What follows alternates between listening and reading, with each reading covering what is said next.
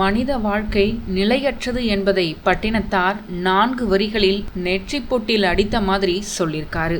அந்த வரிகளை இப்ப பார்க்கலாம்.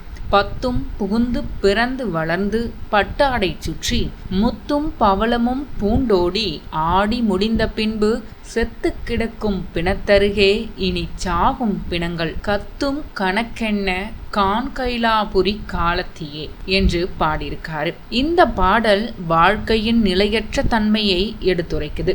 அதாவது மனிதன் 10 மாதங்கள் கருப்பையில இருந்து பிறந்து வளர்ந்து அழகிய ஆடைகளை உடுத்தி முத்தும் பவளமும் அணிந்து மகிழ்ச்சியாக இந்த உலக ஆசைகளை அனுபவிக்கிறான். அப்படிப்பட்ட அழகான உலக இன்பங்களில் மூழ்கி இருக்கும் ஒருவனுக்கு மரணம் வந்தவுடன் அவனது அழகும் செல்வாக்கும் மறைந்து போகின்றன.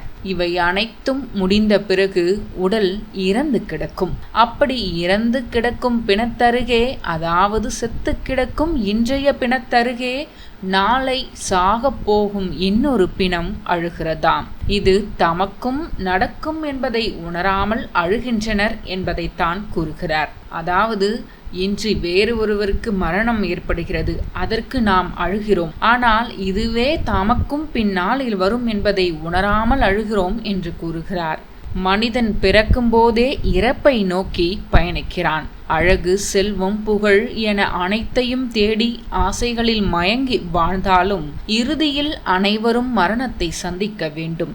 இந்த உண்மையை உணராமல் வாழும் உலகை பட்டினத்தார் கைலாயபுரியில் வாழும் காலத்தினாதனே, இந்த வாழ்க்கையின் நிலையற்ற தன்மையை கவனிக்கிறாயா என்று இறைவனிடம் வருத்தத்துடன் கேட்கிறார். மனித வாழ்வு நிலையற்றது என்ற தத்துவத்தை அழகாகவும் எளிதாகவும் கூறிய ஒப்பு உயர்வற்ற தமிழ் கவிதான் சித்தர் பட்டினத்தார். இந்த பாடல் மனித வாழ்க்கை நிலையற்றது என்றும் உலக ஆசைகள் மற்றும் பொருள்கள் ஒரு நாள் அழிந்து விடும், இறுதியில் உடலும் அழியும். எனவே எந்த பொருள்களின் மீதும் ஆசை கொள்ளாமல் பற்றற்ற இறைவனை பற்றி பிடிக்க வேண்டும். அதாவது ஆன்மீக பாதையில் செல்ல வேண்டும், நிலையான அமைதியை தேட வேண்டும் என்ற கருத்தை இந்த பாடல் வலியுறுத்துகிறது.